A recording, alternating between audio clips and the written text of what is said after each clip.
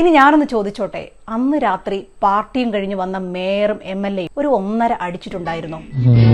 എനിക്ക് ആദ്യമേ ആ ചേച്ചിയെ സംശയം ഉണ്ടായിരുന്നു. ഇന്തവന്റെ അന്ത്യമാണ്, വിളിക്കവനെ.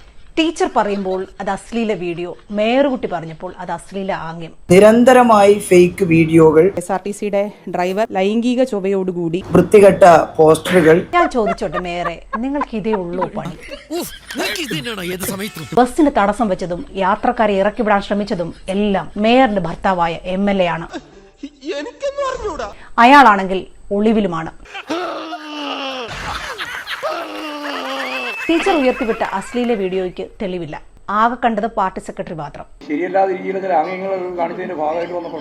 കുട്ടി കണ്ട അശ്ലീല ആംഗ്യത്തിനും തെളിവില്ല. ആകെയുള്ള തെളിവുകളും പാർട്ടി തന്നെ മുക്കി. ഈ ബസ്സിലുണ്ടായിരുന്ന മെമ്മറി കാർഡ് നശിപ്പിച്ചത് മേയർ ആര്യ രാജേന്ദ്രനും ഭർത്താവ് സച്ചിൻ ദേവ് MLA-യും.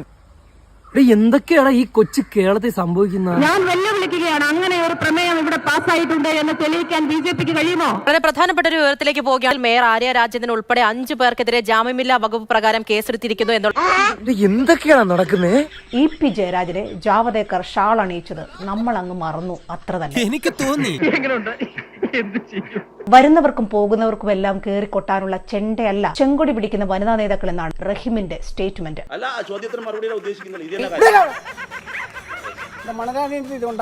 അല്ല റഹീമെ, KSRTC മിന്നൽ ബസിന്റെ ഒക്കെ മുൻപിൽ വട്ടം കയറി നിന്നാൽ പട്ടക്കം പൊട്ടണ ഒച്ചയല്ലേ കേൾക്കേണ്ടി വരിക? എന്റെയും നിങ്ങളുടെയും വാദം ഒന്നാണ്. ഇത് അതീവ ഗുരുതരമായ പ്രശ്നമാണ്.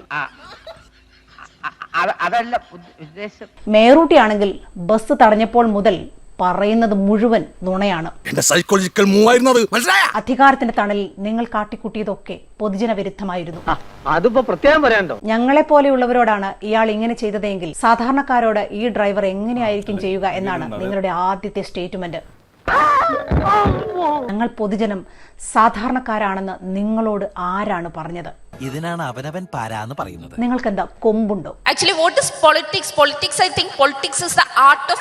ഞാൻ നിന്റെ തന്ത, ഇവരൊക്കെ നിന്റെ മറ്റു തന്തമാര്.